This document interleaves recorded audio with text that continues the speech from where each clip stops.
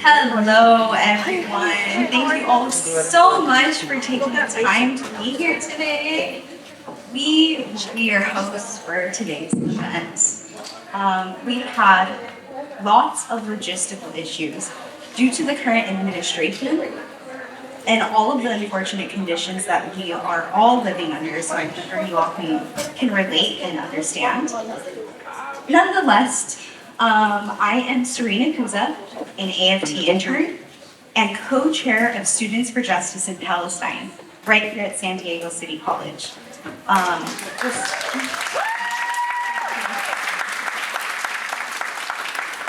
Regarding the logistical issues that we faced in putting this event together, there was flights canceled and delayed because of the ongoing labor strikes, which are much needed.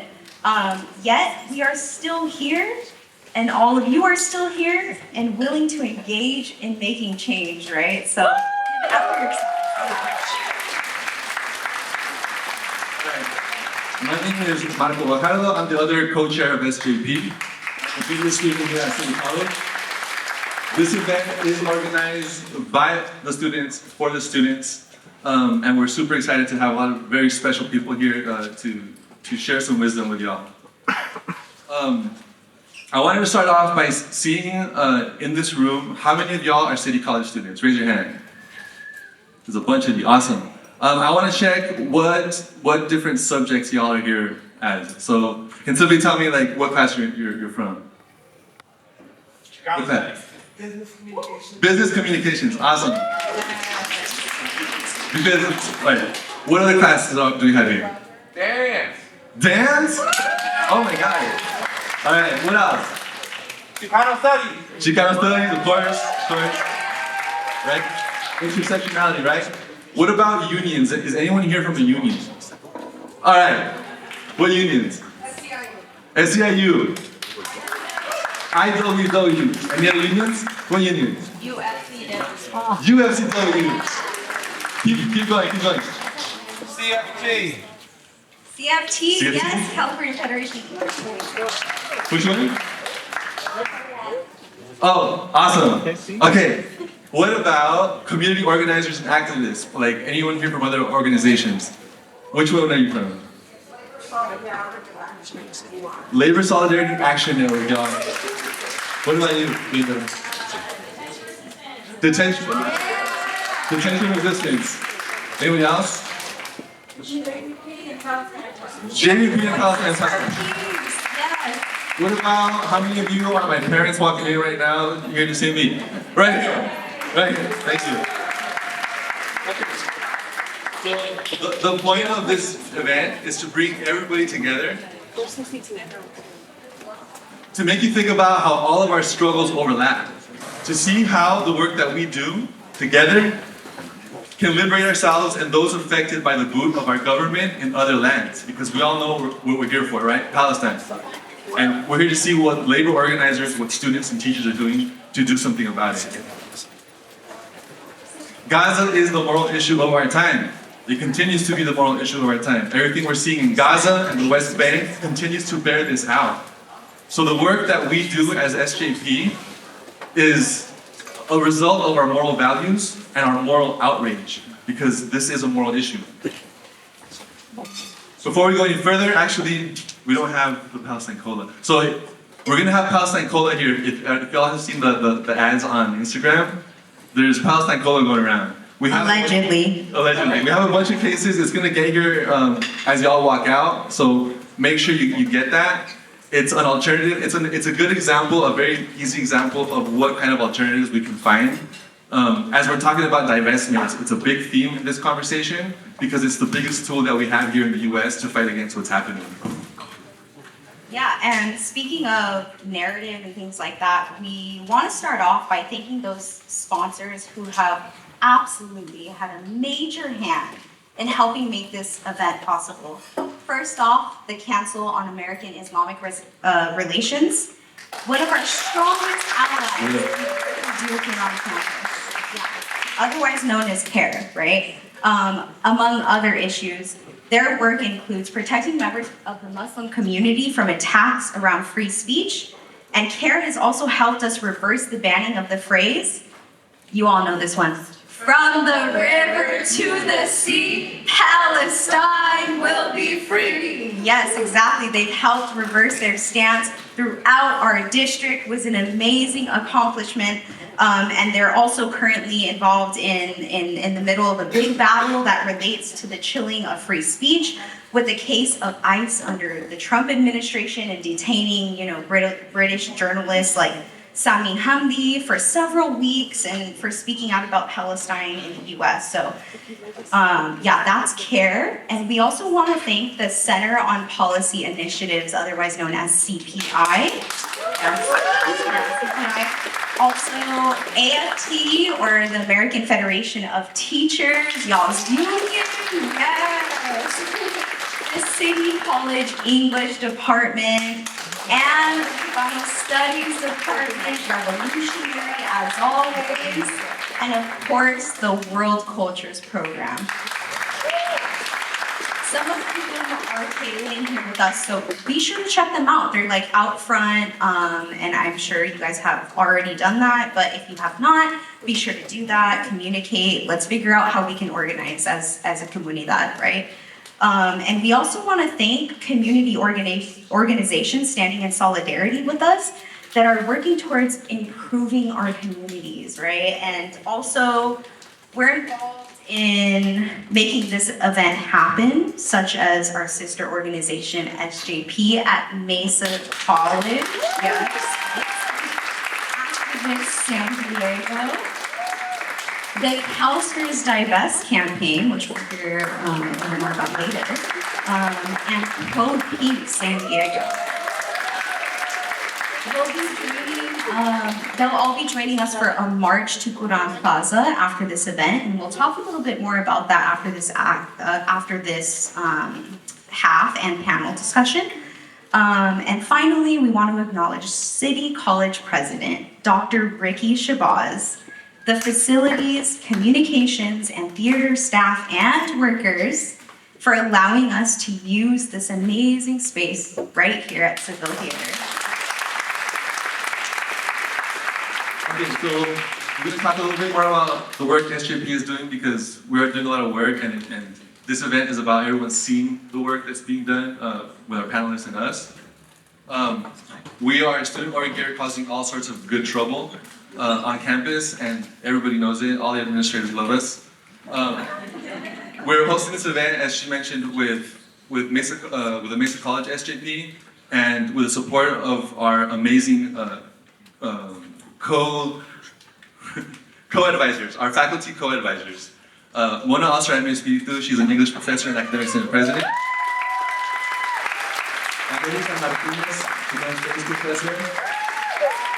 And Justin Chacon, she's an English professor too.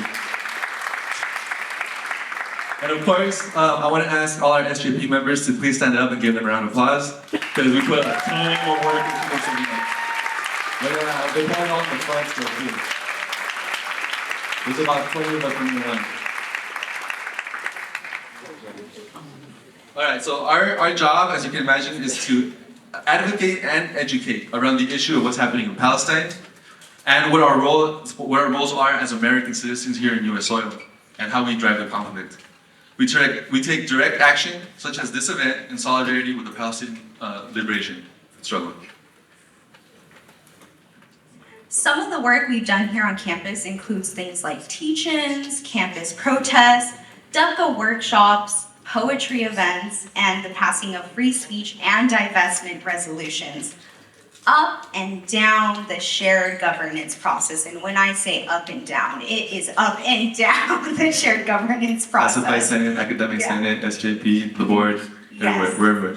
All of that. And across the entire district, right?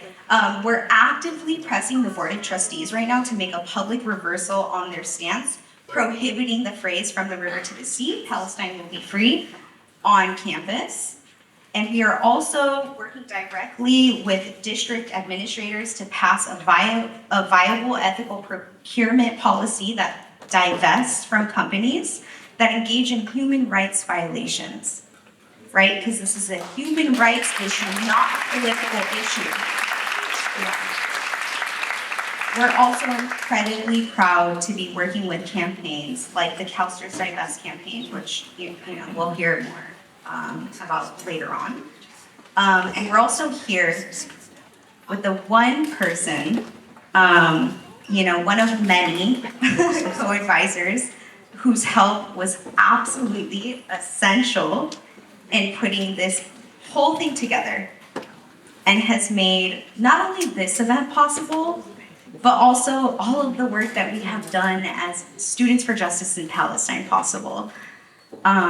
She has been an absolute fearless leader on campus, taking several roles as Academic Senate President and our SJP co-advisor, along with America and Justin, in leading the work of passing imperative resolutions on things like free speech, a much needed child care resolution that will allow for students and faculty to be able to actually use the resources put into place for them.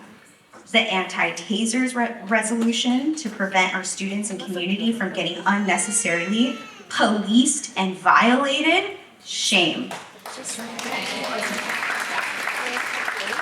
Also participated in the resolution against the surveillance cameras on campus, along with multiple divestment resolutions, and one rendition in which we have currently just presented to the district for a second time.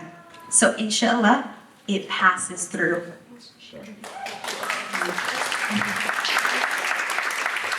And our hero of City College does all of this critical work while also being a mother of 2 young children. She is an inspiration to us all. So without further ado, we would love to welcome up to the stage Mona Alsoraimi-Espiritu.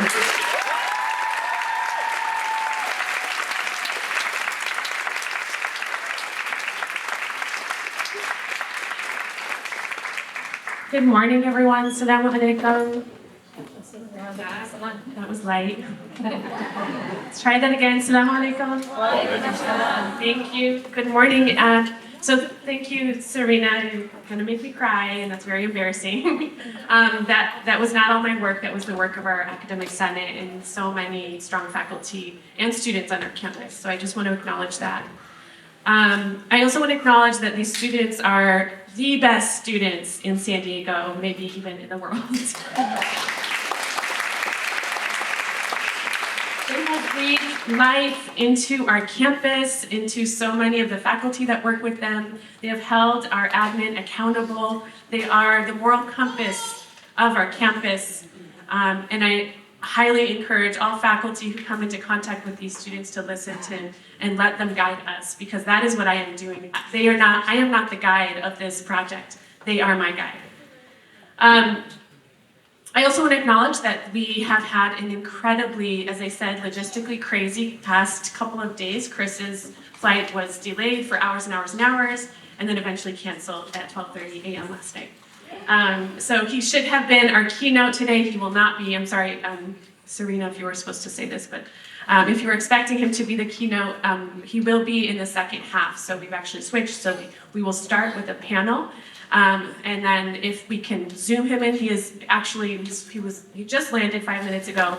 He's being driven from Orange County, because that's where we could fly him into, as we speak. So he's in the car. We might be able to zoom him in and might not, but he will be here for the second half. So we're really grateful that he got here safely, and that we have other panelists who also were experiencing delays and they're here safely. So I want to just acknowledge that I am a teacher first, right? And part of our job as teachers is to help students to read the world, right? If you've read Paulo Freire, Pedagogy of the Press, you know what that means, right? How to navigate the world when the world looks the way it does right now. That's not easy. And I know that students are feeling helpless. How many of you feel helpless sometimes, right? That's a real feeling right now, feeling overwhelmed and helpless, and like you know bad stuff is happening. You know you're supposed to do something, but you don't know what that looks like. So I really want you to listen today and remember, as you're listening, that there is a lot you can do, right? And actually, a lot of what you can do is sometimes not doing something, right? Not buying something, not going somewhere, not participating in something that contributes to genocide. Because genocide right now, for Palestinians and other places, right? In Sudan and other places, it's profitable. People are making money off of it. And so our job is to stop making it profitable. When it is no longer profitable, it will eventually end. And so you have tremendous power in making choices, right? And I want to acknowledge that we all make the choices we make, right? And sometimes those choices are really hard, sometimes they're easy, right? It's easy to not go to McDonald's, for me at least. But teachers here in California don't have a choice.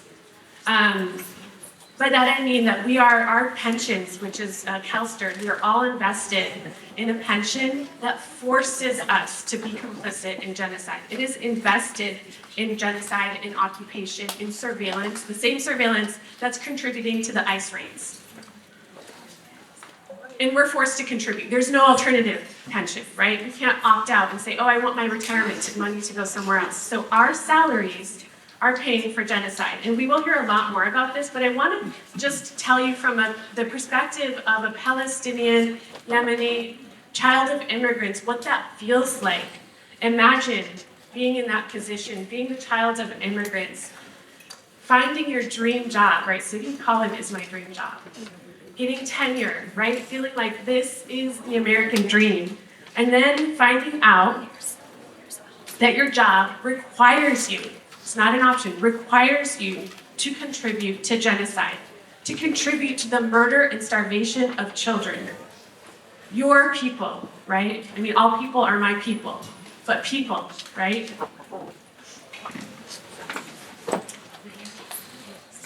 This is unacceptable. For teachers, divesting our pensions, divesting from CalSTRS, divesting CalSTRS from genocide is mandatory. It's not optional. It's inhumane to ask teachers to work under these conditions, to be forced to contribute our hard-earned money to genocide. So one thing I urge all teachers in the room to do is to demand that CalSTRS divests. And soon you'll see someone up here who's going to give you more information about this. But I just wanted to give you my personal experience with this. It is hard to come to work. My initial reaction is to not go. I don't want to come to work. I don't want to get a salary. Getting my salary hurts, right? Okay, just a couple more things because I know you're here to see some other very special, important people, not me. I just want to emphasize that there is hope in all of this. Advocacy works. Our students are doing some incredible work. Our board, our chancellor, our administrators are meeting with them. They are acknowledging the censorship that's happening around this country. They're acknowledging their demands. They're ensuring that censorship will not happen on this campus, right? So advocacy works, our student advocacy works. Around this country, cities are divesting, organizations are divesting. Genocide is becoming less profitable. So advocacy works. So I just want us to acknowledge that we are winning, right? It often feels like this is overwhelming. We can't win, but we actually are winning. And one of the best signs that we are winning is that Israel is doubling down on censorship, right? They are spending huge amounts of money to censor social media, more than ever. Why do you think that is? It's because we are winning. The right side of history is winning. The right narrative is winning. So keep up this work that you're all doing. And lastly, I recently went to a conference where I heard Mossab Abu Taha, who is a Palestinian poet that lived in Gaza until recently. And he talked about what Palestinians need. And he really emphasized that we don't want help. I mean, right now they need it, but that's not what they want. They want liberation, right? That's different than help.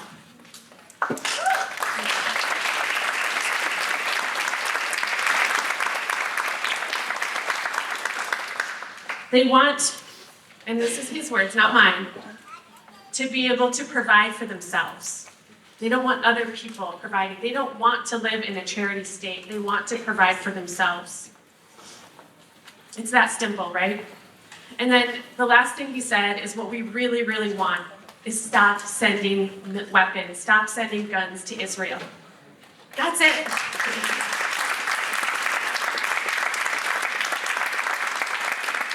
And so that's our work. And with that, I think it's important to start events like this with poetry. And so I'm reading some of Mosab Abu Taha's work. This is his newest book, Forest of Noise. And I'm reading one of his most beautiful poems in this book called On Your Knees. And when I read this, I really thought about ICE raids because, watching some of the videos that I've been seeing coming out, it sounds very similar. It feels very similar to what Mosab Abu Taha writes about. So it really makes me think about intersectionality. I'm wearing a backpack. It has my kids' winter clothes. I'm carrying my 3-year-old son in one arm. He was born in Boston. In my second hand, I raise our passports. My wife and our 2 kids, other kids, stroll ahead. Yafa is thirsty. Yazan raises the white flag. Mustafa in my arm gets tired, wishes to be back with his grandmother. A soldier calls out to me by describing what I'm carrying. I'm nameless for the first time. I'm stateless for a long time. I don't know what time it is right now. Guns pointed at me, a gust of wind, the tank behind. Artillery shelling in the distance. Drop your boy, drop everything. I'm not a thing. I will not drop myself. On your knees, a soldier calls me by my full name. He even says my grandfather's name. I love the name of my grandfather. I hate the soldier. I hate his name, which I do not know. Your ID number, say it aloud. Remove your clothes, even your boxer shorts, turn around. In my ears, I'm hiding my mother's stories, my father's recitations of the Holy Quran when I'm sick, the sound of my childhood alarm clock ringing when I open my eyes for school. On your knees, how many passports do you have? Stay on your knees. My son's American passport, my Palestinian passport, my 2 other kids' passports. We were going to the Rafah border crossing, I say. Shut the fuck up, on your knees. UNRWA, on your knees. Yes, I'm a teacher, I say. On your knees. But I won't reach the blackboard when on my knees. I'm handcuffed, blindfolded.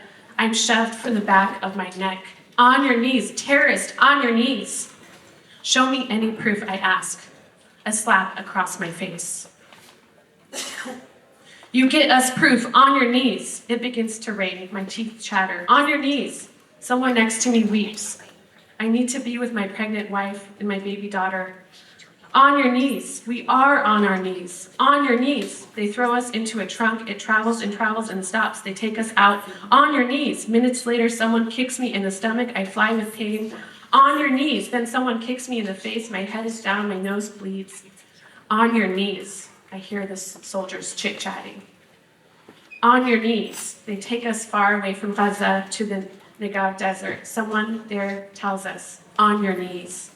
Most of the men with me are sleeping outside of Gaza for the first time. On your knees. In the toilet, no toilet paper, no water to clean. You are done. On your knees. Drops of water, a piece of bread. On your knees. Interrogation. 2 hours later, a soldier in English says, we are sorry about the mistake. You are going back to Gaza. On your knees.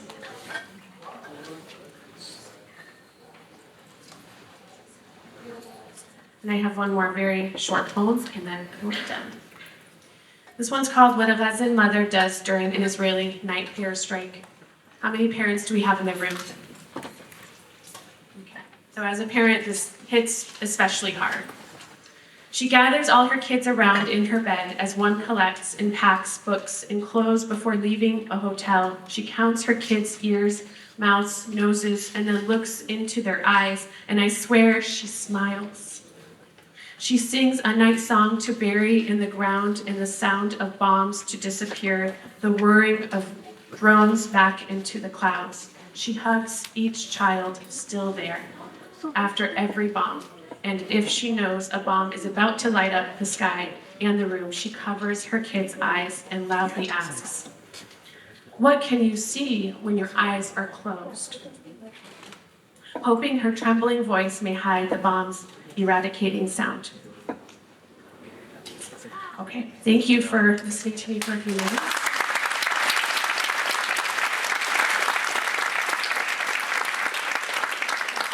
We enjoy the program.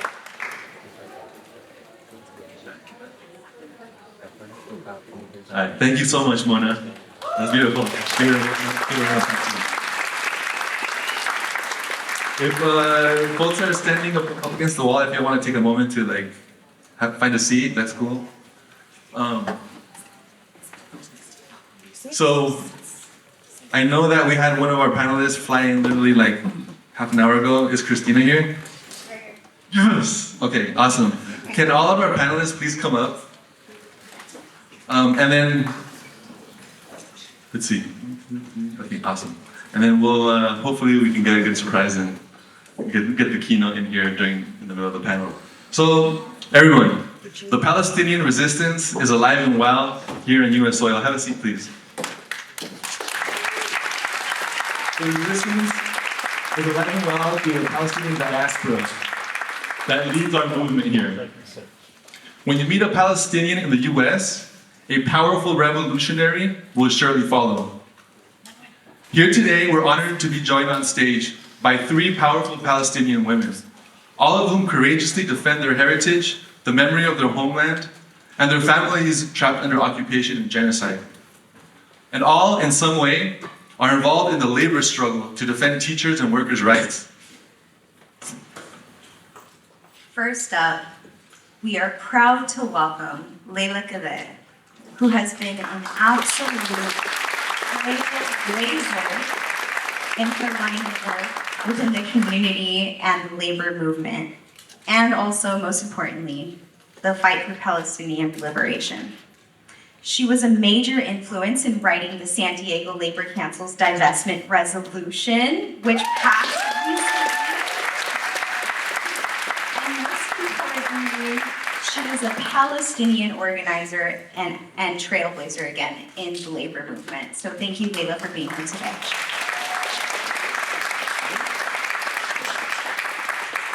All right, we also have Christina Harb, a Palestinian organizer and educator, based in San Francisco Bay Area. She's a member of the Palestinian Youth Movement and a member of the Berkeley Federation for Teachers and a founding member of the CalSTRS DIVEST campaign. Thank you. We also have here today Samar Ismail, my dear friend, another truly powerful Palestinian woman, an incredible leader in our community. At UCSD, she was a driving force behind the historic 2023 divestment victory, allegedly. She's a law school-bound and true revolutionary, breaking barriers and creating space for us all. She's a pillar of our SJP work that we do here on campus, and a powerhouse advocate and speaker, and a leader that we're honored to have here today. Thank you. So I was just told that, so Chris Small is on his way from Orange County right now. We're driving him down.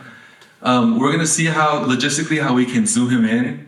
I think through the projector. We can't interact with him directly, like we can't talk to him live, but we're gonna try and communicate through text, and he'll try and answer some of the panel questions through video. So, where's Mona? Sorry.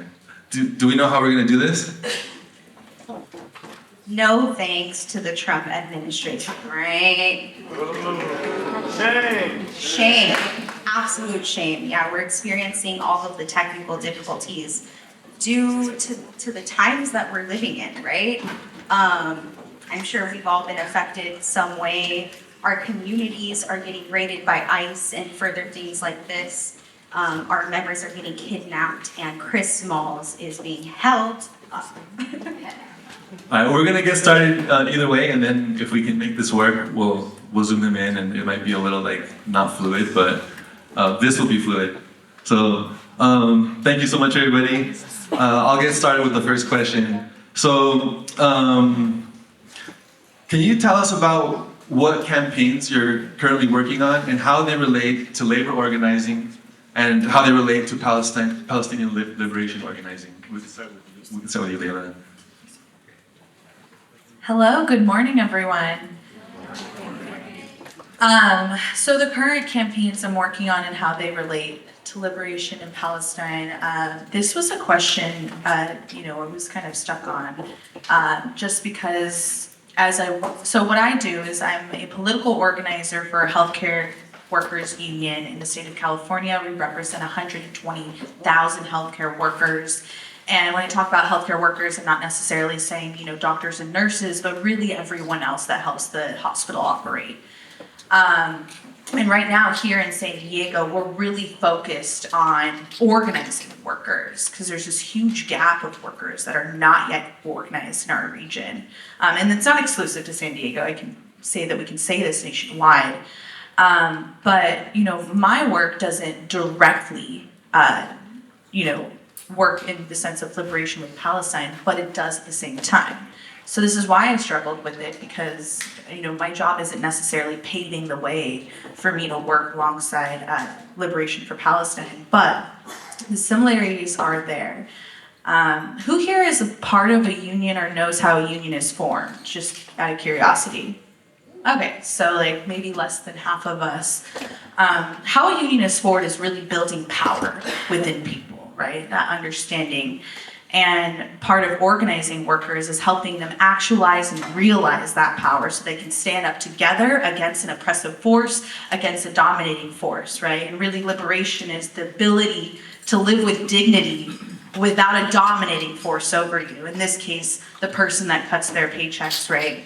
And so, I think that what we can do in the organizing world with labor is continue to educate, build that power, and then draw the similarities of what's happening in Palestine to not only just, our localized work, but how are we spreading that to global? So when I talk about issues with the healthcare crisis here in San Diego, it's not exclusive to here because a movement is not complete unless you're able to globalize it.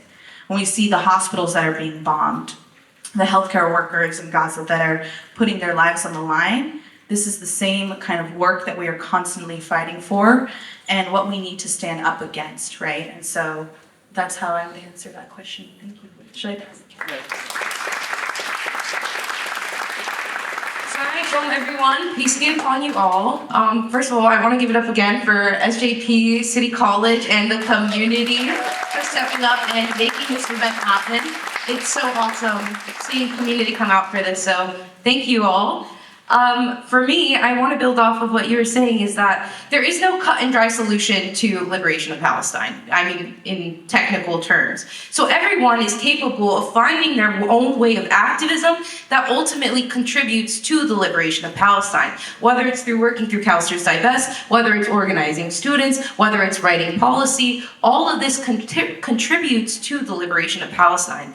And alhamdulillah, thank God, I have the opportunity to work in community and build community coalitions. I'm actually going to Texas, inshallah, this week to discuss some possible campaigns we can do in San Diego with organizers for the Palestinian movement across the nation. So super excited. Can't really say more.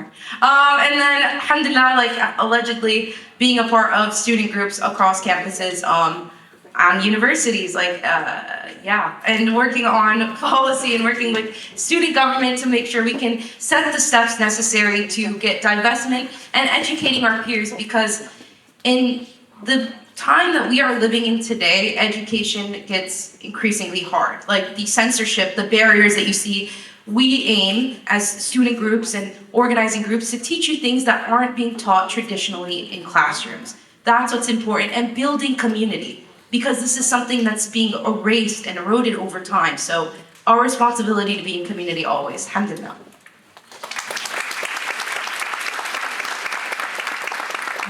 So the question of, first before I answer the question, I do want to say this is an amazing turnout, and I am really heartened that that even after 2 years, people are still continuing to show up. There's a word in Arabic, it's samud, which means steadfastness. It's a word that's common in the Palestinian, liberation movement. So thank you for doing that and showing that. So I'm working on 2 campaigns. One is CalSTRS Divest. This started with teachers who basically did some research and uncovered that CalSTRS has literally billions, with a B, billions of dollars invested in weapons manufacturers, defense contractors, AI surveillance technology companies, Israeli bonds, Israeli banks, Israeli real estate companies, billions. And since we started the campaign last summer, the worth of that entire pension fund has actually increased about $40 billion. And since then, we've been asking for a divestment of about $2 billion, and it's increased by 40. They're more than capable of divesting, but we've kind of honed in on a few companies, so Caterpillar, Lockheed Martin, Palantir, and LB Systems. Since then, we've acquired some pretty big endorsements. So one of the big wins of our campaign is that we got the California Federation of Teachers to endorse divestment from apartheid and genocide.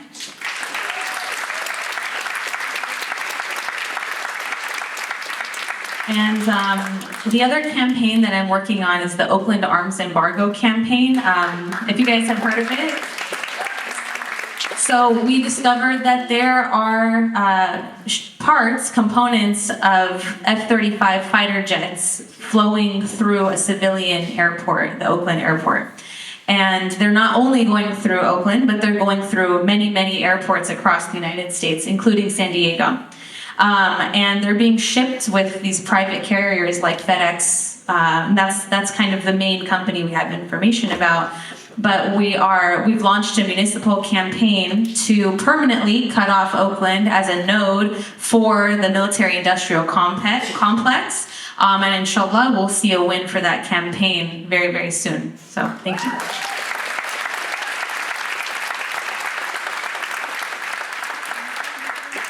Thank you all, ladies, so much for your wisdom and your knowledge on those questions.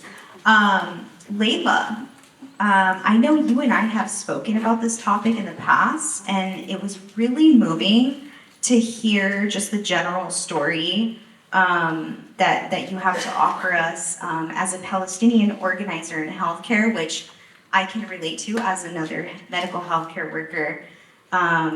How has your personal connection to what's happening in Gaza shaped your understanding of liberation and your approach to organizing right here at home? Thank you. So, as a Palestinian American, I grew up, in a suburban town in California, and the information of what's been happening in Palestine is something I've carried with me my whole life. When I was a young girl, my family took me an opportunity to visit the occupied Palestine, and our experience of getting in and out was horrific. I saw my mother pointed at gunpoint. I literally thought I was going to see my mother die in front of my eyes. And across the gate that we were waiting in, I also saw, children with their heads down and their hands with guns pointed at them as well. And leaving that experience was huge, a huge realization for me, because I got to leave. I had the ability to leave. And as a young girl, I realized what privilege was. I think I was 12 years old, and I was like, what is the difference between me and that child?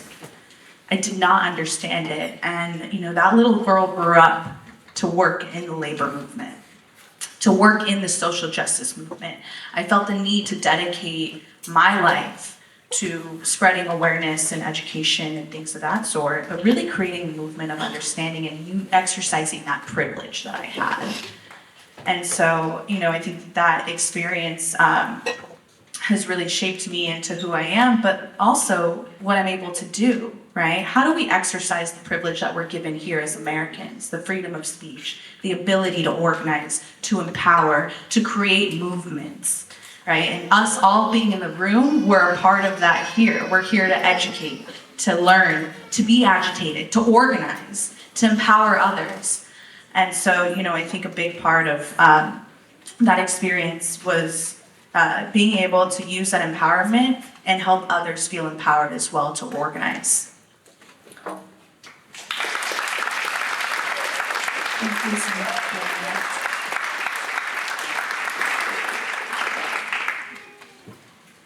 So yeah, just if each one of you can kind of let us know your personal experience on like what was the moment that shifted you into doing more Palestinian liberation focused work. So I will say this joke that like Palestinians cannot go 5 seconds without saying that they're Palestinian. Like as soon as I meet someone, I'm like, hey, I'm Palestinian, just want to let you know. So I think I was like pretty much, kind of born into that like existence is resistance kind of thing. And I also grew up in a very like suburban town, Trump town, a little bit up north. And, being Muslim was kind of controversial. You can't really outwardly be yourself. It's not safe. It's not this. And it's really saddening to think that that was the reality and still is the reality of thousands of people all across the United States, that you can't be you because it's not acceptable or it's not safe, right? I also I feel like a lot of Palestinians have this same thing of like, when we go to the West Bank, just seeing it up front, you see it from your phone screens, but seeing it in real life and experiencing it is unlike anything before.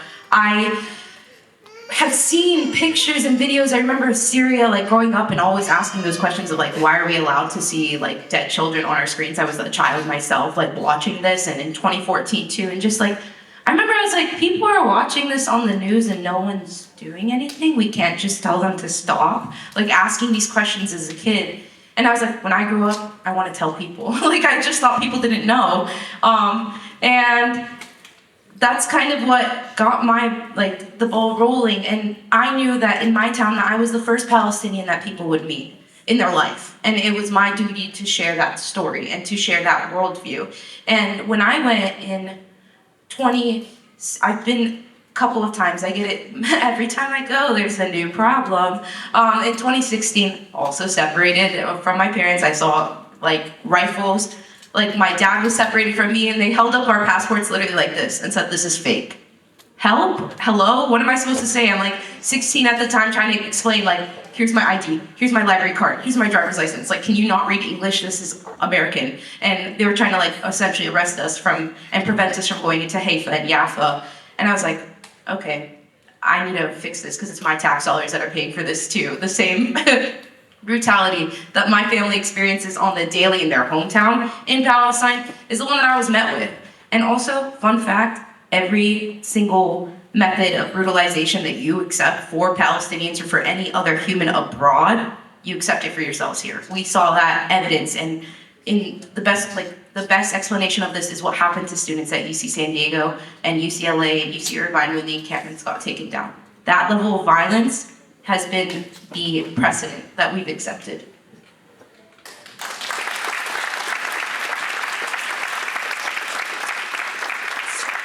So I am Palestinian American. I was born here. And my family, I think I'm more second generation. I'm a little bit more disconnected from the land. And that's actually a tactic of Zionism, is to create fragmentation amongst Palestinian peoples. That's why you see that Palestine, it was divided right down the middle. That wasn't an accident, right? That they separated the West Bank from people inside 48, from people in Gaza. And they spread us around the world, right? So I have family everywhere in the world. And my own mom, she wasn't even born in Palestine. She was born after they left. My grandparents on my mom's side left in 1948 because of the Nakba. And I never even knew that Nakba story until after the genocide started, because it's just something so deeply traumatic that our elders, in my experience, don't even want to talk about it. And so I always had this curiosity. I always felt connected to Palestine. I always felt a longing to know more about it, to go to the land in a different way, because I never actually got to go. I've never been myself. But it was always there. And I could see my grandparents when they would watch these soap operas on TV, and they would see images of Jerusalem, and I could tell how sad they were. And it was this grief that they held with them for the rest of their lives. But the way that I stayed connected to Palestine was through the culture. I'm part of a village society. It's called, the village is called Bir Zayt. It's known for Bir Zayt University. And we, essentially the way that we keep the youth connected to the land is through the culture. And so something I always loved was Debke. So when I went to the Bay Area, I finally found a Palestinian Debke group and I joined that. And that started to politicize me and it started to connect me even deeper to my community. I finally found an organizing group, the PYM, and I literally started, you guys, by just handing out flyers to people and like carrying banners at protests. And now I'm like leading a campaign, right? So it starts with like really simple things like that. But I will say that I was ready for this, but at the same time I wasn't ready. I think I was meant my entire life to do this work, and life felt kind of meaningless until I realized that what I'm supposed to be doing is fighting for the freedom of my people, and Gaza really propelled me through that.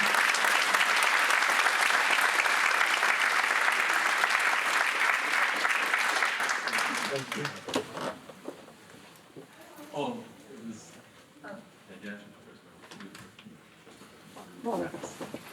All right, so I want to kind of segue this next question with kind of bringing up what I call the Zionist industrial complex. We all understand what the military industrial complex is, and how the military industrial complex is kind of like a web that's spread across this country and embeds itself in the way our industry and our economy is built up, so that there's no way that this economy and this government can function without some form of involvement in arms, what I call arms trafficking. And as we've all been gripped like by what's happening in Gaza, and all this information is coming out on social media about the makeup of the Zionist power structure, I'm beginning to see that there is an industrial complex kind of spreading through the way our industry, especially our tech industry, is made up. So this question is about divestment. Samar, I know you've worked on several divestment resolutions through UCSD. You were involved with the SD Labor Council embargo resolution. Leila, you led the way with the SD Labor Council divestment resolution. Christina, you're doing CalSTRS divest work, which is a monster. At City, we're working on our ethical procurement policy here. So I wanted to ask y'all if you can talk about the importance of divestment and how it works, what you come up against. And it's kind of a two-pronged question, so I'll have some follow-ups about that. But yeah, just if you can talk to us about the importance of divestment and what we're up against. Thank you for that question. When we talk about divestment, we're talking about the literal opposite of investment, right?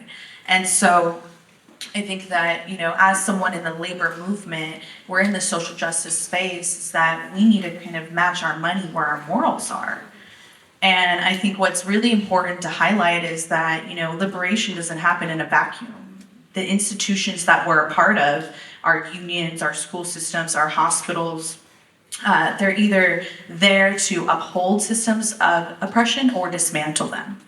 And so a big part of divesting is being able to say that we are fighting for social justice and our investments prove it, right? Because if we are helping fund sources that are complicit in genocide, like Mona mentioned, it makes all of us complicit in genocide in an act of injustice. And so how can we actively fight against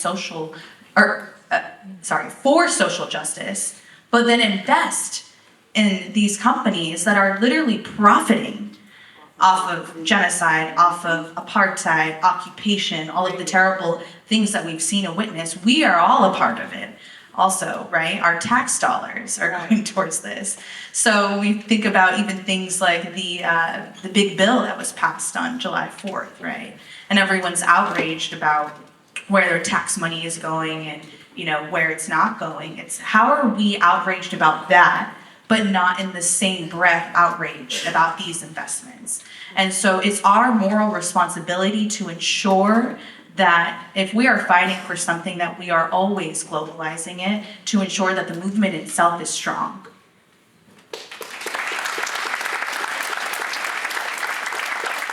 Okay, if you're Gen Z, raise your hand. Okay, we have a lot of Gen Zers. Okay, you can put your hands down. How many of you guys know who Stokely Carmichael is? And any generation can raise their hand. Okay, I'm gonna go on a little quote of him because I think this will give you a little bit better insight of why divestment is so important. For all of you guys who don't know, Stokely Carmichael was a very prominent U.S. Trinidadian activist during the Civil Rights Movement and the Pan-African Movement. And it's so important to look back to past activists and leaders because everything that they say is so relevant. And he says, you as a United States society are so technologically advanced, however, you still remain so confused. So confused. You wonder why many people across the world look at the United States and hate us. But if you examine it under a closer lens, you will understand why. It's because we as the Americans and as the United States are so irresponsible to humanity. We are so irresponsible. You look at our tax dollars. Our tax dollars are the ones funding the systems of oppression, sending over the weapons to these countries, creating and wreaking havoc all across these countries, all across the world.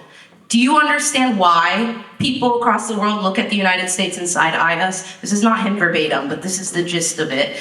And it's because we are irresponsible. For years, we've accepted our pensions being tied up to this. It may have not been Palestine yesterday. It was actually South Africa. Sudan, everything that's happening in it, who's funding the United Arab Emirates? We could put all these frivolous sanctions all we want on the RSF, but we're the ones giving billions of dollars to the United Arab Emirates. Hello. We're the ones who are arming and dropping bombs on country and breaking the sovereignty of multiple other countries and supporting Israel. We've been sending weapons for years. The Iraq war that happened, who funded it?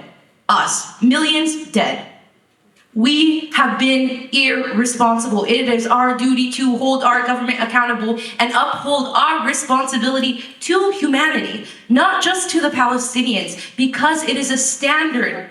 It's so crazy how they've detached us from humanity as a whole, as a nation, right? We, as communities here in the belly of the beast, like they like to say, need to build community because we don't have that much community here. I think I'd argue after October 7th, community work has gotten so much stronger because everything is connected, and that's what Stokely Carmichael says. It's all connected, from genocide to war to oppression to us not having funds here, why we have people and families starving right now, but we have billions of dollars for weapons, without a doubt. But back in the day, when they divested South Africa, it was hundreds of millions of dollars. Adjust to inflation, I think that would be still, it's less than what it is now, but that seemed like a mountain for them to climb. They did it. And we are so capable of doing the same. We have arguably more resources because we can look back and see what they did and bring it back a different way. But it starts with you and to understand your responsibility and figure out where you can put your money where your mouth is. Because money is what makes the system go round. So yeah, read into past leaders like Stokely Carmichael.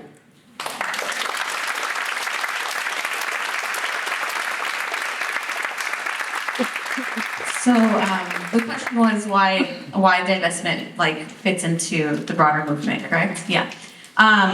Raise your hand if you know how the boycott, divest, sanction movement started or who started it. Oh.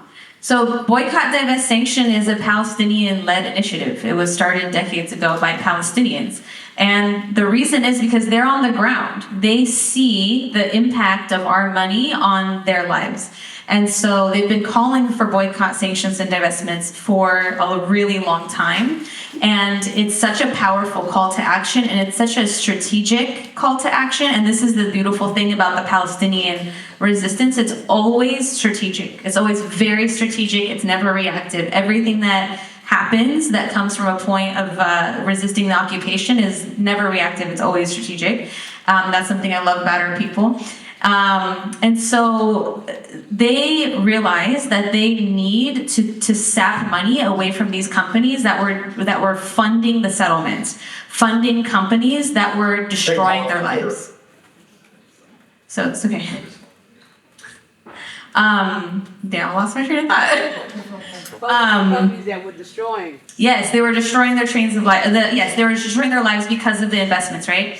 And so in the campaign, in the CalSTRS Divest campaign, what it's really taught me is that it's not just CalSTRS, it's every single pension fund that exists, right? Like every single one is heavily, heavily invested in the system. And like the nature of it being a system is so clear to me, right? It's not like every day they're like, all right, guys, we're gonna invest in some more weapons today. It doesn't really work that way. I feel like it's become such a well-oiled system that most people don't think about it. They don't really understand how it works. Even the people who work for those companies don't even fully understand how it works, where the money is coming from, how the money is being generated, right? It just becomes this background thing of like, cool, I get to retire and I get to have this money and my pension fund is growing, but how is it growing, right? And one of the goals of our campaign is it's not just divestment. Yes, we want the material impact. We need the material impact, right? But we want to politicize and raise the consciousness of people to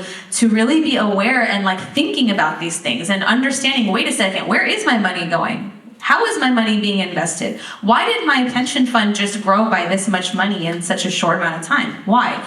Right? And as they were mentioning, it's like there's a small group of people, a handful of people who make money off of technology that kills people and destroys the planet. It's a really small handful of people. And so when our government taxes us at 20-30% on our income, that money is going into our government, and then where does that money go? Back into the wallets of these billionaires. It doesn't really like go to Israel in that way. It subsidizes their occupation, it subsidizes the genocide. But who actually makes the money are the billionaires here who, they are the ones that have the most influence over our politicians, who are creating the laws that take away our health care, that defund our schools, that are putting people in the streets, right? BlackRock, for example, raise your hand if you've heard of BlackRock. Okay, BlackRock manages CalSTRS. They're the company that actually manages that pension fund, right? And I think CalPERS as well, and a few other pensions. They're like $1 trillion-something company. CalSTRS, you thought CalSTRS was big?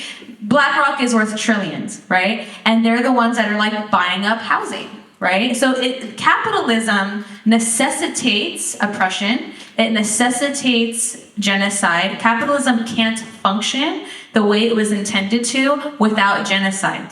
Gaza has natural gases off the coast. Sudan has gold. Congo has cobalt. Venezuela has oil. Like there's so many things that we can point to that just show the connections of like capitalism. Capitalism will always require genocide in order to continue functioning, and that as we have these talks and as we continue to raise our consciousness, we can, inshallah, one day really undo the capitalist system that is hurting all of us.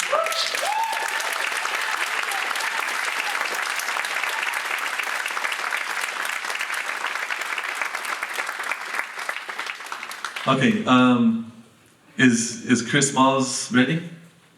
Yeah? All right. He has a question. Let me read the question. It's more or less along the lines of how are unions, and this is gonna be my follow-up to all of y'all, so when he speaks I can ask the question again and you can follow up. How are unions getting involved in interfering with business as usual for companies complicit in genocide? So how are unions getting involved with divestment?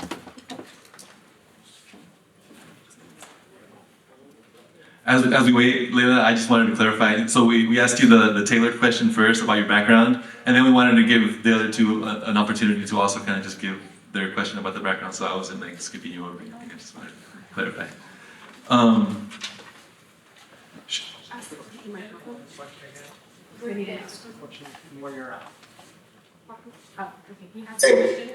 Yeah. Okay. Chris Small, Can you hear me? everybody. Can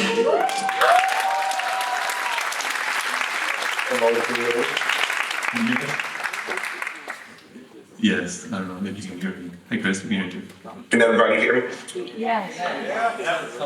You can't hear me or you can? We can. Hi, Chris. Okay, so our first question for you, we're in the middle of the panel right now. Thank you so much for being here and making it, because you are an absolute revolutionary making this happen wherever you're at.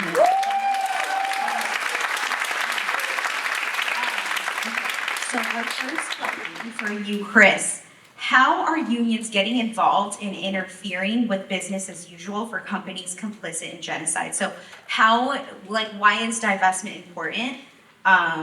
Yeah. Thank you. I appreciate it. And yeah, sorry I couldn't make it in person on time. I mean, as y'all know, we're dealing with this administration and the government shutdown, so the airports is really bad right now. But on my way, and I'll hopefully see you guys soon. To answer your question, yeah, you know, unions in the U.S. specifically, rank and file members, some local chapters are rising up and speaking out. Some have done more than that. They passed certain resolutions around Palestine, certain resolutions around ceasefire, certain resolutions around divestment. But on the flip side, unlike our brothers and sisters overseas in Italy and Greece and Spain and South Africa, we are still the number one supplier for weapons in the U.S. Weapons are still being shipped to this endless genocide every 15 hours from the U.S. And those weapons are touching the hands of unionized workers, whether it's at the defense union contractor or manufacturing warehouses, or whether it's on the docks and shipping ports. So despite the fact that unions are doing something, we're not doing enough. And we have to make sure that we hold our unions accountable for not doing enough, because unions are supposed to be the shield for the working class. And that doesn't say to be the shield for the working class, but exclude Palestinians. We are supposed to represent everybody. Amen. And that includes Palestinians. And for the last 2 years, some of the largest unions in our country have been complicit. And worse than that, they've been actively fighting against resolutions for Palestine. They've been actively trying to shut down locals for passing resolutions for Palestine. And they've been participating by being complicit. We know that these unions have a lot of power, especially when we're talking about here on the West Coast, the ILWU, who has a strong history standing with the right side of history when it comes to the South African apartheid. They shut down the ports. I remember 5 years ago, they shut down the ports for George Floyd and Black Lives Matter. So they have the power to shut down ports. And they have done this in history, in the past, for historical events. This is another one, and we're asking for the same thing. We're asking for them to shut down the ports in solidarity with the people of Palestine and the people of Gaza. The same thing on the East Coast with the Longshoremen Association, the ILA, that's based in New Jersey, and the Elizabeth ports. They have been completely silent, completely complicit, and not stopping weapons, not stopping shipments. And it's up to the people and the rank and file members to raise these concerns. Just like you're seeing these initiatives with flotilla missions that I joined 2 months ago. These initiatives started from everyday, ordinary civilians. Over 17 years of flotilla missions. And we pledge that we're going to continue sending flotilla after flotilla until we break the siege. And we have to, once again, step up whenever our governments fail us. These flotilla missions shouldn't be a thing, but they're a thing because people are seeing a way to use their voice, use their bodies, use their platforms, and contribute whatever they can to the movement. And we have to make sure that our unions are doing the same thing. And hopefully we can push our unions to not only shut down the ports, but to fight for all working class issues. We already know there's a number of things that we need to fight for right here in the US. And we can talk about job security, we can talk about wages, we can talk about the homelessness crises, we can talk about grassroots efforts, student movements, encampments. Unions have the power and the mutual aid to support all of these efforts right now, and they are not. And once again, we are under a Trump administration that already has a clear plan. In the first 10 days of Trump's presidency, he attacked the National Labor Relations Board. He dismantled it. It's still broken as we speak. On the other side, you got billionaires like Elon Musk, Jeff Bezos, Mark Zuckerberg, and Sundar from Google. They are now frenemies that are all partnered up on a lawsuit that is suing the government right now, saying that organizing is unconstitutional. And they're actually winning that case, which is based out of Texas. So these things are happening right in front of us. And we have to educate our communities and our neighbors and our loved ones because they do not know what is actually happening, what's going on behind closed doors. So once again, whenever our governments fail us, whenever our leadership, whenever our unions fail us, it is going to be up to the people. No politician, no politics is going to come and save us. There's no cavalry coming for us. We, the people, have to step up.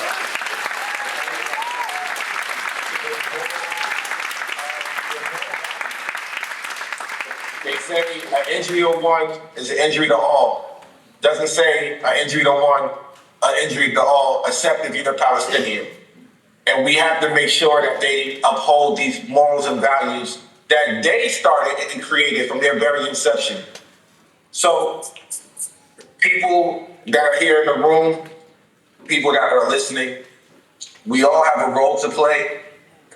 And we all been watching for the last 2 years on our social media, innocent Palestinians, innocent men, women, and children being slaughtered with our American taxpaying dollars. So we all have a role in this fight. We all should be outraged.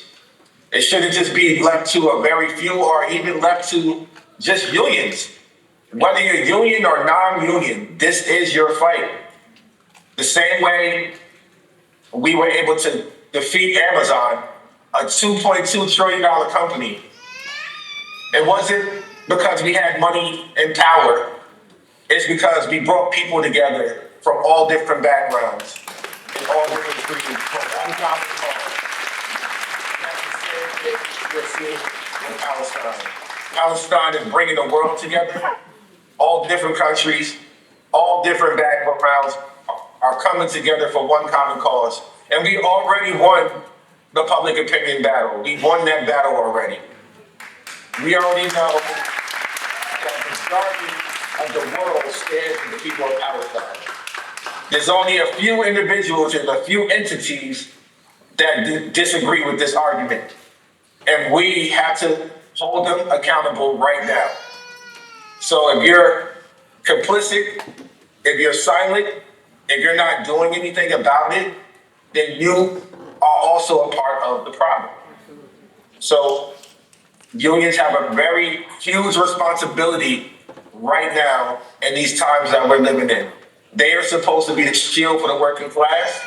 And if they're not going to do that, we the people, once again, must hold them accountable. And I can tell you, direct action always gets the goods. We already know that we have to do more things that are outside of the traditional style of organizing. Yes. We can't just continue protesting in the streets. We have to go to the legislature, raise consciousness within the rank and file members. They are uneducated on the struggle for Palestine as well. And we have to fight back against the powers that may be. Because when we say, speak truth to power, the power already knows the truth. They already know what they've been doing. And they know how capitalism and causing fear, division, and doubt is going to deter people. We can't allow that. We have to fight back, and we have to come together for one common cause right now. And that common cause right now is to shut down the U.S. ports in the U.S., the number one supplier for the genocide, and all the wars around the world. The U.S. is the culprit. And if we can shut down these ports, solidarity with our brothers and sisters around the world, with other countries that are rising up, we will be victorious. And we will see a free Palestine within our lifetime.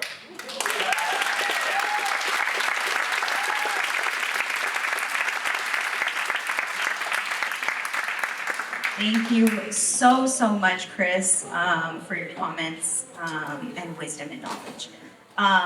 Another question for you, Chris. Let's hear from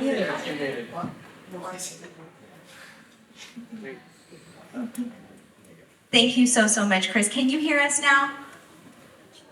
I can. Amazing. All right. Technology is in the house. Thank you so much. Another question for you, Chris, while we have you on. Thank you so, so much for your wisdom and knowledge on that last question. What are some of the obstacles and some victories that we've seen within the labor circuit? And then what are some companies that we should all know to keep our eyes on and to keep in our sights in order to know like what actions to take in regards to that? Absolutely. So yeah, I mean, some of the major victories when it comes to the labor movement, once again, unfortunately, it doesn't belong to this particular country, but it does resonate with this particular country. Some of the biggest victories over the last 2 years is seeing the student encampments that started at Columbia University 2 years ago. And I was fortunate enough to be with those students out there day one, week one. And I've seen how the encampments resonated around the world. Students are organizing encampments, and that is a labor issue. They are withholding their labor. They're putting their careers on the line, their education on the line for the greater good. And that sacrifice reminded me exactly of what we did at Amazon when we set up an encampment for over 300 days at a bus stop outside of the same company that fired me for being a whistleblower for COVID-19. And when you're talking about how these are related, Amazon is the #1 culprit in this genocide, believe it or not. If you're supporting Amazon, you are supporting genocide. The Amazon Web Services invested 7.2, along with Google, along with Microsoft, along with Apple, along with Elon Starlink.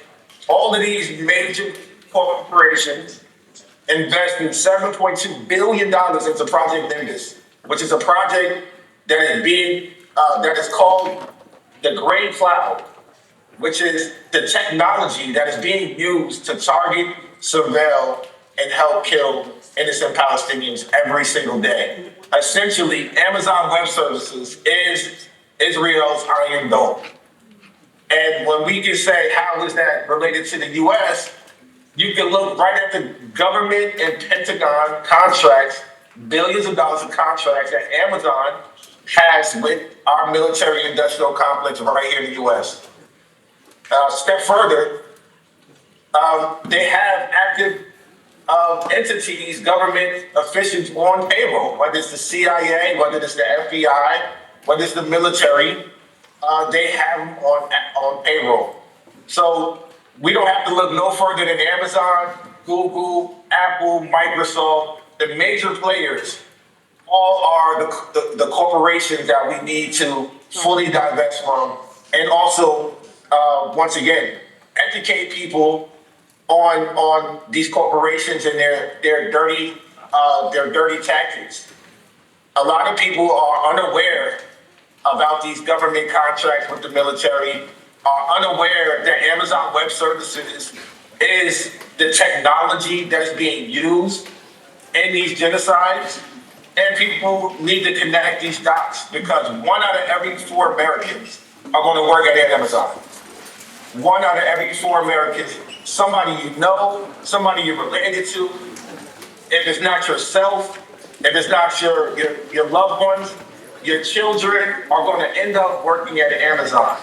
And if they're not going to end up working there at Amazon, they're going to work for one of the 75 different companies that they own.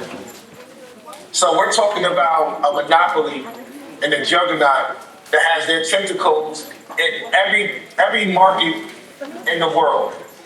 And when it comes to this genocide, they have their fingerprints all over it. And that's one of the reasons, multiple reasons why I got on the flotilla to connect these struggles as an Amazon worker, as a trade unionist, and as an American taxpaying citizen.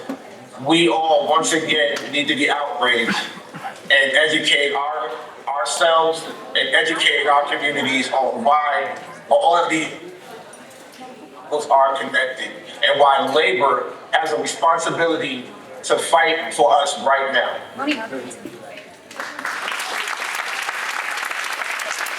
right, thank you, guys. We have time for one more question, and we'll close out with all of you. And just remember, everyone, there's a second part. Chris will be here in a few, hopefully 20, 30 minutes. And we're going to have an intro speech with Samar and the keynote with Chris. But let's just close this out. Kind of a two-pronged question. What's in the future for you? What work will you be doing as labor organizers, as community organizers? And just reminding the folks in the audience what they can do to get involved. Thank you. So I want to piggyback off of what Chris said a little bit, and I want to talk about, when we talk about the future of our work and what we can continue doing, I want to tell a story. And that story really starts with the resolution work here in San Diego and how it came about. And so, we were at a labor event, and one of my fellow organizers, Juan with IATSE, came up to me and he said, "Hey, did you see Chris on that flotilla? I want to get on it too and go." And I said, "Juan, we don't have to. He did it so that we could run with that and put it into action." So that's exactly what we did. And it wasn't just my work. I sat alongside many other labor organizers here in San Diego, and we crafted this resolution. We looked at it. CARE edited it as well. We had help from other organizations. And when it finally got to, when things pass in labor, they go through an executive board first, which is like a closed session. And then if it can make it out of that executive board vote, then it goes to the delegation of unions here in San Diego. And so it made it out of the executive board meeting unanimously, passed unanimously, which is great. Which is awesome because the delegates board is even more progressive, right? So we were feeling really good about this. And I want to highlight what the future of our work has to look like is, continuing to trailblaze in the moments that are not necessarily set up for us, because this was not easy, actually. What happened was the AFL-CIO, which is like an umbrella organization of all of the labor organizations in the United States, caught wind of the San Diego delegation having this resolution on their agenda. And what they did was they started calling up our executive treasurer, who, Bridget Browning, who runs the Labor Council here, and started threatening her and telling her to take it off the agenda and that they weren't going to have it. And Bridget stood her ground. She said, "I'm going to stand with my board. This passed unanimously, and we're going to see it through on the agenda." So that was an amazing step, but it did not stop. The AFL decided to continue this pressure, send in a representative to essentially come into our delegates meeting and threaten all of us that if we participated in this vote, we were going against labor, that we were doing the wrong thing. We needed to rely on them to lead us in political advocacy. And that rep was the only one that spoke in opposition that night. 50 people stood up and got in line and demanded that essentially this rep leave our room, that let us continue business. And we got it done that night, and I have never felt like I belonged anywhere more in my entire career. The future looks like standing up. The future looks like educating. It is not taking no for an answer. It is pushing back, because you definitely cannot rely on leadership. You need to lead within your own moments and standing up to meet those moments. Thank you so much for talking about that and following up with that. That was actually be my next question about like the dynamics between rank and file and leadership in institutions. I want you to talk about like sorry guys, this is off the cuff, but it's really important because there is a crisis of leadership in this country that's bringing us to the point that we're in, and that's super important that we talk about that, so that we challenge the so-called leaders that ignore the very decisions that the well-conscious of this country are demanding. So anyway, like if you want to speak to that too, but I think it's really important. And also, real quick, just like the backlash that we're facing as a community, as a liberation front for being pro-Palestinian or for fighting for Palestinian liberation, right? Like what does that look like for you all? Okay, do you want to clarify first? Yeah. Okay. Sorry, and this is like the closing question. So you can talk about the work that you're doing, what folks can do to get involved, or anything that you come up against, any obstacles you come up against in organizing from people that are on our side, right? And then I was referring to you specifically because I know we've been in contact with the CalSTRS board, and they've read our letters, they've read the letters that have been drafted, and they've basically rejected everything, right? Okay. Okay, so just for some, I want to say what happened with CalSTRS. So there's been a few obstacles for sure, and just to take a step back before we talk about specifically the CalSTRS board is the union. So the California Federation of Teachers, I mentioned earlier that we did pass a resolution endorsing like divestment, that like calling on CalSTRS to divest from apartheid and genocide. That wasn't easy, first of all, and it was a statewide effort, but there were actually actors higher up in the union that kind of worked to try to get our resolution to fail. And what ended up happening is something I've never seen with any resolution before, which is in order for it to pass, they basically amended it so that the entire whereas section was gone. And the whereas section is where you provide narrative. It's where you provide the context. Like, why are we saying, therefore, we want CalSTRS to divest from apartheid and genocide? Why? And all the statistics that we had, all of the information we had about scholarly decisions about whether it's a genocide, all of this was gutted completely. And so they eliminated the story of Gaza from the resolution, and the only way that it was able to pass was because a bunch of liberals were like, okay, cool, we're okay with it because now it doesn't say Gaza, but we definitely don't want our money to go towards war. Like, that's bad, right? And that was like how that happened. And then fast forward a little bit, we've been going to the CalSTRS board meetings for a while, and the way that board is made up is really interesting because we're talking about labor power. There's really like 2 seats, I think, on the CalSTRS board, one for CFT and one for the other teachers union, which is the CTA. And even then, they're kind of symbolic positions. It's not like they have to listen to what the union says. So even if like what happened, the way that this resolution passed was that a large portion of members that represent locals all over California passed it, right? You would think that that means CFT's representative on the board like has to support that, but it doesn't. It doesn't mean that. And then the rest of the board, like a solid like 6 seats, I think are like 5 or 6 are appointed by the governor. So the governor has a lot of power when it comes to these big pension funds, CalPERS and CalSTRS. So whoever gets elected governor gets to decide who sits on those boards. And then those people get to decide what we invest in. There are also other statewide elections coming up. So state controller, they have a seat on both boards. The state treasurer has wait, is that the same thing? I'm like confusing. I'm confusing myself. They're separate, yeah. State treasurer, state controller, state superintendent. That's also another position on there.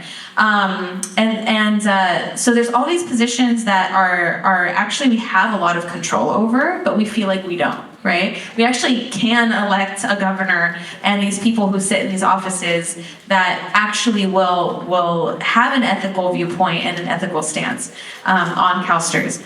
So right now they kind of don't care, right? And the thing that's really hard about these pension funds is they have a legal responsibility to make a profit. It's called fiduciary responsibility. They legally are bound to this responsibility to make financial decisions that make profits. And if they make financial decisions like divestment, for example, and someone can prove that they divested from something that cost them money, they can be sued, right? So they have it's like a legal thing, right? Which makes it a lot harder. So anyways, our campaign has been trying to show them that it won't harm the pension fund to divest a couple $1 million from LB systems, right? A couple million from Israel bonds. Israel's economy is in the shitter anyways. So it's actually gonna cost us money, right? And so we're trying to make those arguments. And of course there's the ethical argument, which is really the important one. And ethical arguments don't feel like they're enough to move this board at the moment, which is really unfortunate. We let them know, we created a whole report. Here's all the things you're invested in. Here are all the human rights violations. And the thing is, CalSTRS is one of the most progressive pension funds on the planet. It has an ethical investment policy. They're supposed to use their ethical investment policy to investigate their decisions, to make their decisions. And what they've essentially told us in a letter with their letterhead on it was, we're really sad about the geopolitical conflict that's happening, but we don't believe in divestment because we really have to put investment returns above everything else. That's what they told us in their letter. So despite all the evidence that we've given them, despite what they know to be true, they've decided to turn a blind eye. Despite the endorsements from 14 unions, despite the 1,500 signatures we have right now, which we're trying to get more on our petition, despite everything that they know to be true, they are ignoring it, turning a blind eye, and saying, well, we have a fiduciary responsibility. Okay, but you just made $40 billion in a year. You're fine. You can divest from LB systems. It's okay. So that's kind of the snafu that we're in at the moment. Rank and file is so different from the president's. The president of AFT, which is higher than CFT, she's a Zionist. She's starting new contracts with these companies like Google and Microsoft, despite all the news that's coming out about their complicity in the genocide, right? It took her 2 years just to say the word Palestine in a speech, and that was even just about free speech. We're just concerned about free speech. You have the freedom to talk about Palestine, but we don't have the freedom to actually do something about it. And so AFT shamefully did not sign on to an arms embargo letter that was signed by 7 national unions last year. So the other teachers union did, and AFT did not.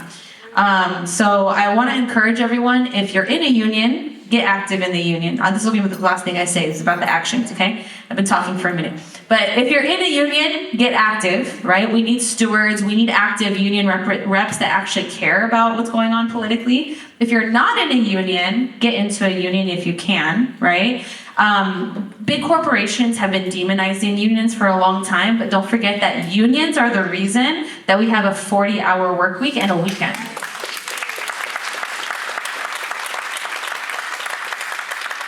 I also want to say, in terms of actions that you can take, I wanted to share something really quick. I went to Cairo over the summer. So the Freedom Flotilla was on its way to Gaza, and a week later, about 2,000 of us showed up in Cairo for the Global March to Gaza.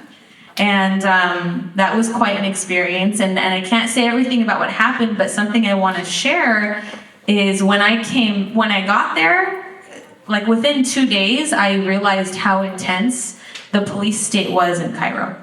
I realized that, we weren't allowed to really even talk about politics, about Palestine. Protesting is illegal in Egypt. The protest couldn't go forward without a permit, and they never gave us the permit. And we had to be really careful. I mean, we're being watched everywhere. They have secret police in Cairo, right? But then you come back to the US and you're like, damn, we actually have a lot more freedom than we think we do. We are descending very, very, very quickly into a fascist regime, right? Like it's very apparent. And so the lesson that I want to share with y'all is like, we've been loud, but we can be louder. We've been doing some amazing things, but we can do more. We have so much privilege as Americans. Those of us that have American citizenship, we have so much privilege, and if we don't use it, we are going to lose it. And so when it comes to Palestine, they need us to be louder and to take bigger risks than we have ever before in this movement. And what that means for us is that we have to be smart, strategic, and bold. We have to be courageous, and we have to make sure that when we take risks, that they are targeted. And what we need to do, what the Palestinian unions have called on us to do, the Palestinian Federation of Trade Unions have called on us to do, is to stop the flow of weapons. So we have to intervene in the supply chain of death. We have to throw sand onto the gears of the war machine, and we have to make sure that they cannot continue. That they cannot continue to get the money and the weapons that they need to kill our people. So for CalSTRS, I'm going to ask everyone on Wednesday morning at 9:30, public comment is happening at the CalSTRS board. If you go to our website, CalSTRSDivest.org, there's information, there's a toolkit. We need y'all to send letters, we need y'all to call in and let them know how we feel. So I appreciate everyone for being here today, and thank you all for letting me talk for such a long time.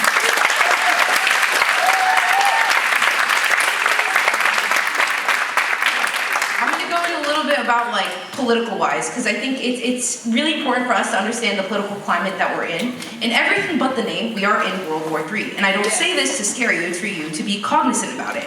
And also, their playbook is so damn old. I mean, for example, right now we are on unceded Kumeyaay land. The same tactics Israel is deploying on the Palestinians, the colonizers did when they came on this land. Verbatim, it's crazy that we've seen this, and it's through education and it's through learning that we see what has happened in the past and what to expect to come in the future, right? I mean, look at what's happening in Venezuela right now. We're bringing democracy to Venezuela, totally. It's not as if they have the largest oil reserve in the world, and we're totally not over after that. And I need you guys to be cognizant that this isn't just a Trump issue. I do not want you walking out of here thinking it is just Donald Trump. It is the system as a whole. It started, I could argue, as back as Bush. I could go even further than that. But look at Barack Obama, right? Marketed this as a beacon of hope for the people. What did he do? The prison program. All the surveillance that you have today started with Mr. Barack Obama. You know, literally letting the snowball continue, right? Edward Snowden exposed the prison program in 2013 because we allowed, like, everything has been packaged to us at our own convenience, right? Like, the surveillance is for your safety, like, we're totally just gonna go bring democracy for your safety, when in reality, money is the driver behind all of these horrible decisions that our country has taken, and we've let it happen because, hey, there's like a slight amount of benefit that is packaged to us, right? But the reason why I say this is so you guys know that when you say revolution, revolution isn't the Democratic Party. Just like, you have to understand that. You can't say, I want a revolution and I want no kings, and then be like, I'm gonna go vote Democrat, right? You can't say that because it's the same party that allowed the genocide to happen in the first place. We've allowed occupation to happen through Democratic parties, and they won't even say Palestine, but now to go cover themselves after they're out of office, the income's like, oh, you know, I was trying the best I can at the time. Hello, it's a genocide, right? We have a responsibility to uphold, and I cannot emphasize this to you guys enough. Education, right? You don't have to be a humanities major. Go be a STEM girly. Go be a guy in finance. Go be whatever you want to be. But to understand the things that they don't teach you in traditional classrooms that help you shape your worldview and understand your responsibility as a human is crucial. because you are all capable of being activists in your own field. Like how you're being an activist working on divesting from CalSTRS and pensions. I don't know anything about pensions, but it's awesome that your career has led you there, and to be involved in the labor and talking Palestine there. Again, you can bring in Palestine into everything, and to be united against it, or united for it, because it stands for everything we are against for empire. And be in community, there's always tons of resources to break it down, and I hope that I could like serve as that. That's something that I love doing. So you guys being here is a form of education, and I hope you guys walk away with some kind of like in a sense of hope, because you all are capable of contributing to this overall goal that we want to see, inshallah.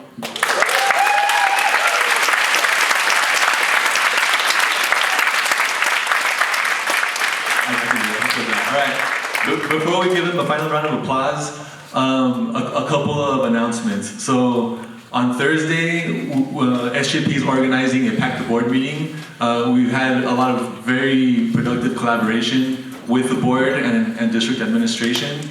We're going to go one more time to continue collaborating and ask them to make a public reversal of their policy on the phrase "from the river to the sea, Palestine will be free." We also want to encourage them to adopt our ethical procurement policy, which is a divestment resolution.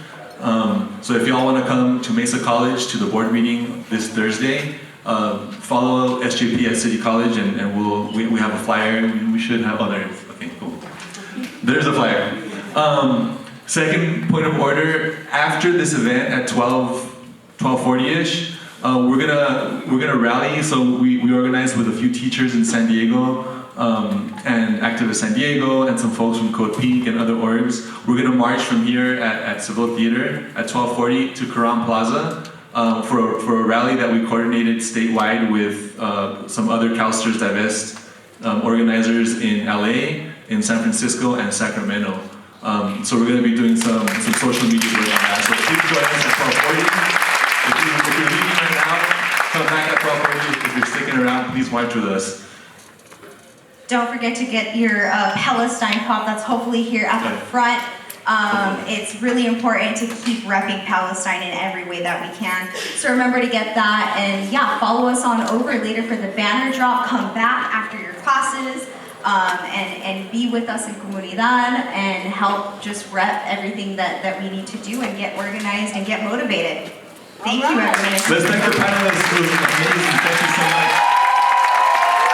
Up next, we're going to take a quick break, but Samar will be giving her introductory remarks, and then hopefully Chris will be coming in a second now. Thank y'all.